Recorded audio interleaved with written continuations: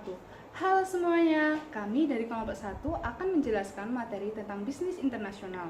Kelompok 1 terdiri dari Sonia, Nirma, Ferima, Christina Sofi, Inggil, dan Firsa.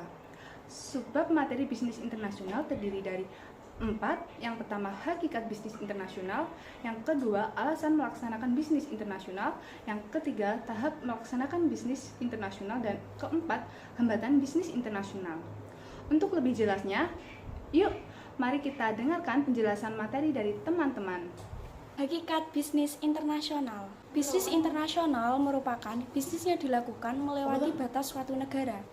Dalam hal ini, suatu negara atau perusahaan yang ada dalam negara melakukan transaksi bisnis dengan negara lain.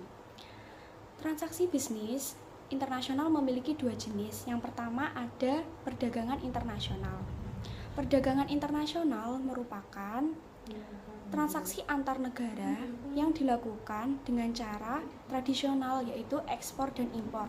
Dan yang kedua ada pemasaran internasional, merupakan keadaan di mana perusahaan dapat terlibat dalam suatu transaksi bisnis dengan negara lain, perusahaan lain, ataupun masyarakat umum di luar negeri. Alasan melaksanakan bisnis internasional antara lain berupa spesialis antar bangsa-bangsa. Alasan ini merupakan alasan yang mendasar pada kenyataan bahwa setiap negara memiliki keunggulan tertentu ketimbang negara lain. Dan ada konsep keunggulan yang dimiliki suatu negara dengan negara lain dibagi menjadi dua konsep. 1. Konsep keunggulan absolut. Suatu negara dapat dikatakan memiliki keunggulan absolut apabila negara itu memegang monopoli dalam berproduksi dan perdagangan terhadap produk tersebut. 2. Konsep keunggulan komparatif merupakan konsep yang lebih realistik dan banyak terdapat dalam bisnis internasional. Pertimbangan pengembangan bisnis perusahaan yang sudah bergerak di bidang tertentu. Dalam suatu bisnis di dalam negeri seringkali mencoba untuk mengembangkan pasarnya ke luar negeri. Mengapa suatu perusahaan melaksanakan atau terjun ke bisnis internasional, yaitu memanfaatkan kapasitas mesin yang masih menganggur yang dimiliki oleh suatu perusahaan. Potensi pasar internasional. Potensi pasar ditentukan oleh 3 faktor, yaitu struktur penduduk, daya beli, serta pola konsumen masyarakat. Tahap-tahap dalam memasuki bisnis internasional dibagi menjadi 2 ada dan perusahaan yang memasuk bisnis internasional pada umumnya terlibat atau melibatkan secara bertahap dari tahap yang paling sederhana yang tidak mengandung resiko sampai dengan tahap yang paling kompleks dan mengandung resiko bisnis yang sangat tinggi. Yang pertama ada pemasaran di luar negeri adalah bentuk ini akan memerlukan manajemen serta keterlibatan yang lebih tinggi karena perusahaan pendatang atau host country haruslah betul-betul secara aktif dan mandiri untuk melaksanakan manajemen peran bagi produksinya itu di negeri asing atau home country. Dalam hal itu, maka perusahaan itu akan mengetahui lebih pasti tentang perilaku konsumennya yang tidak lain dan tidak asing baginya karena mereka juga orang-orang setempat atau penduduk setempat lain. Yang kedua ada produksi dan pemasaran di luar negeri atau total international business.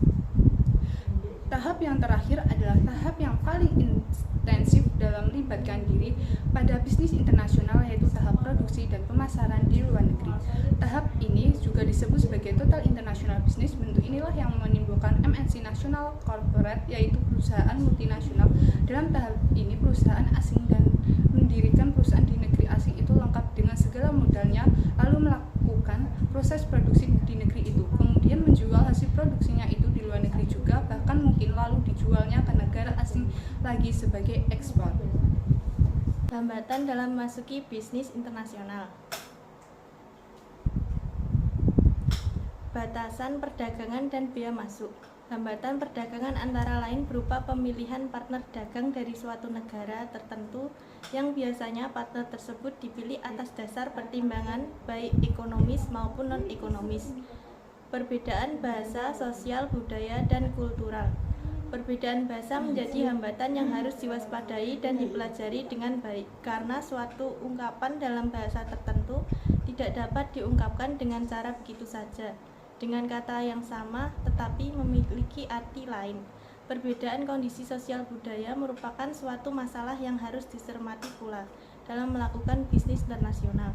Misalnya saja, pemberian warna terhadap suatu produk ataupun bungkus harus hati-hati karena warna tertentu di suatu negara memiliki arti tertentu di negara lain dan dapat bertentangan. Hambatan politik, hukum, dan perundang-undangan.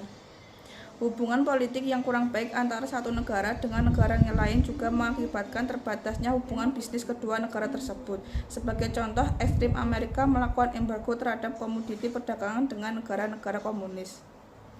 Ketentuan hukum ataupun perundang-undangan yang berlaku di suatu negara kadang juga membatasi berlangsungnya bisnis internasional. Misalnya, negara-negara di Arab Saudi melarang barang-barang yang mengandung daging babi maupun minyak babi. Hambatan operasional. Hambatan perdagangan atau bisnis internasional yang lain adalah berupa masalah operasional, yakni transportasi atau pengangkutan barang yang diperdagangkan.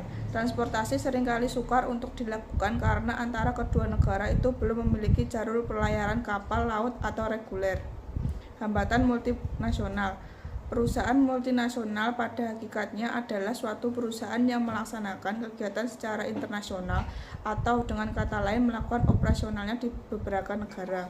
Cukup sekian penjelasan dari kelompok 1. Saya ucapkan terima kasih kepada teman-teman yang telah menyimak hingga akhir. Harapan kami, penjelasan hari ini dapat bermanfaat untuk kedepannya. Kami dari kelompok 1, mohon maaf bila ada salah kata, baik yang disengaja maupun tidak disengaja. Cukup sekian penjelasan dari kelompok 1. Terima kasih. Wassalamualaikum warahmatullahi wabarakatuh.